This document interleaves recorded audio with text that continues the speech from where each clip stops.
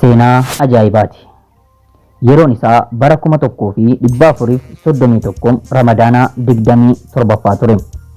Haati warraa Abu Mu'aaz balaa konkolaataatiin darbuu isiitiin abbaan warraa ishee Abu Mu'aaz manni isaa gaddaan guutamuu kan dhageettee hiriyaan haadha warraa isaa kobbee biirii fi waraqataan firoomsuun xalayaa isaaniif ergiteefi.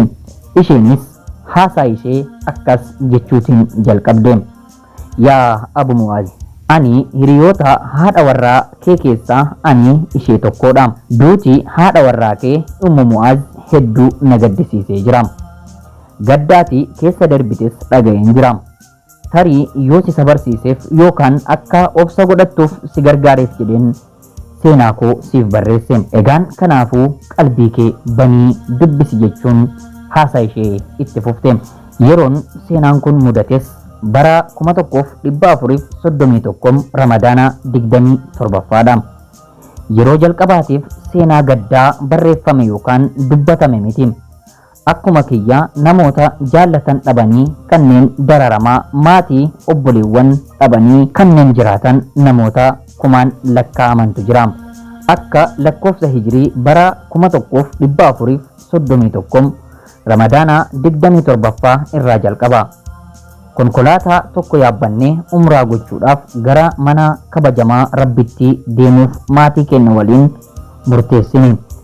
Obboleewwan koo konkolaataa isaanii mana dhaabanii dhufan. Nama 8 turre. Maatiin koo, obboloowwan koo fi maatiin guutuun nu waliin jiru. Abbaan koo haadha tiyyaa konkolaataa keessaa of cinaa gaabbinaa kaawwatee konkolaachisuu jalqabe. Nu martinuu Qur'aana qabannee jirra. Imalli sa'aatii dheeraa fixa waan ta'eef konkolaataa keessatti Qur'aana buufnee kattamnee bu'uuf yaanne turre. Hamma harama geennutti du'aayii fi zikriidhaan dabarsuuf walii galle. Obboleettiin tiyyaa Qur'aana qara'aa bootti. Tan birootis lolaa imimmaaniitu ija isii keessaa dhangala'a. Dabareedhaan ilaalaaniin imimmaan maaliif akka akkasitti isaan keessaa jigum nan gaafadheeni.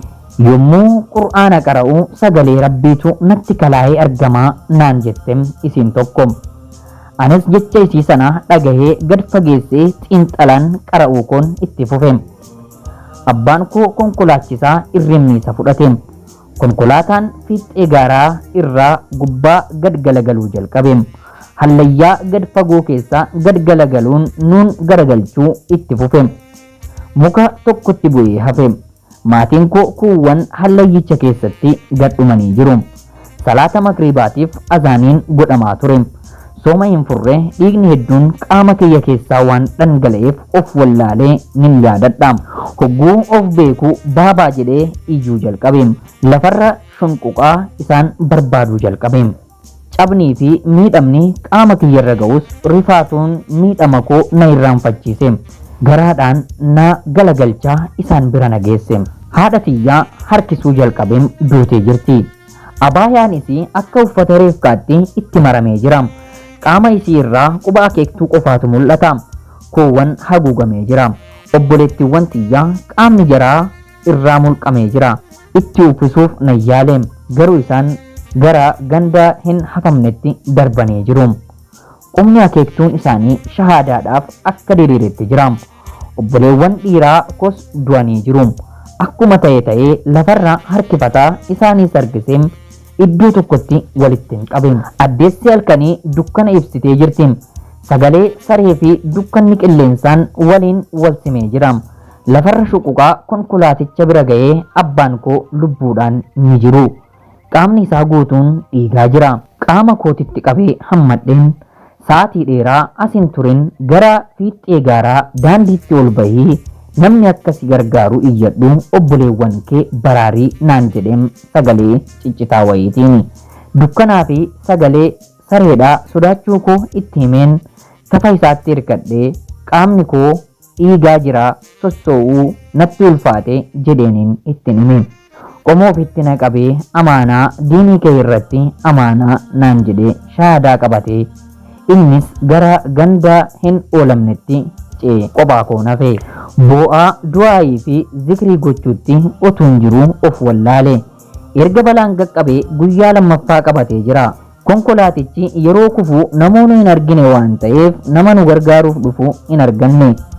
Guyyaa sadaffaa tikseen tokko horii bobbaasee utuu asiif achi jedhu fageenyarraa nu argee eegdotatti himee gareen gargaarsa lubbuu baraartotaa helikoophteraan fuudhanii hospitaalatti nu geessan. Ji'oota 5 guutuu jiruuf du'a jidduu koomaa keessan ture. Yoon of beeku wanta mudate yaadadhee dunquqquu fi abjuu natti fakkaate. Abbaa koo, haadha koo, obboleettiiwwanii fi obboleewwan koo halkan tokkotti hin dhabe. Haalichi maal qabaa utuun dammaquu baadhee anis utuu isaan faana deemee jira ta'ee na jechisiise. Waggoota 2 biyya Kanaadaatti mataa koo, morma koo, dugdaa fi taa'umsa koorraa cabaa hamaa ga'ee yaalamaan dabarse. Sababa dhiigni garmalee jiguutiin hiree haadha ta'us nan dhabe. Doktorotaan yaaliin hedduun taasifamus milkaa'uu hin dandeenye. Yookiin lubbuu koo yookiin immoo ilmaan akka hin arganne filannoo jedhu ta'e. Yaaliin baqaqsanii hodhuu ulfaataa ta'us filannoo dhumaa ta'e. Amma haala gaarii irra jira. Alhamdulillah hojii kottis deebi'een jira. Gara Riyaaditti deebi'ee jireenya koo haaraa waliin jiraachuu jalqabeen jira. Yaa Abu Mu'aaz, jireenya kee keessatti nama qaalii namni dhabe si qofa akka hin taane akka beektuuf jedheen seenaa koo siif barreesse. Kan si ajaa'ibu gaa'elli obboleettiiwwan tiyyaa 7 qofaatu hafe. Otuu hin heerumin dura umraa gochuuf barbaanne garuu fedhiin Rabbii nu durse. Ammas uffanni cidhaa isaanii ana bira jira. Hamman du'uttis ana waliin jira. Akkas jechuudhaan seenaa kana fakkaatu Abu Mu'aaziif kan barreessite hiriyaan haadha manaa isaa akka inni seenaa kana dubbisee obsa godhatuu fi akka inni keessatti of ilaaluuf seenaa kana barreessuudhaan haasaa ishee xumurte. Egaan hordoftootaa fi daawwattoota keenya seenaa amma ammatti dhaggeeffanne irraa waan baay'ee akka barannu shakkii tokkollee hin qabu. Kana jechuun namoonni jireenya ofii keessatti nama jaallatanii fi nama gaarii dhabanii keessa ofiitti imimmaan dhiigaan makaa bu'aa irra keessa kolfaa jiraatan nu qofa akka hin taane irraa baranna. Egaan hordoftootaa fi daawwattoota keenya seenaa kana sagalitti jijjiiruudhaan kan isin biraan ga'e an obboleessa keessan Saadam Ibraahimi. Egaan hordoftootaa fi daawwattoota kiyya YouTube chaanala Gurraacha Afrikaa subscribe gochuudhaan akkasuma viidiyoo keenya like gochuu hin dagatinaa isiniin jecha. Egaan viidiyoo biraa qabanne amma walitti deebinutti nagaa Rabbii keessanaaf jiraadha.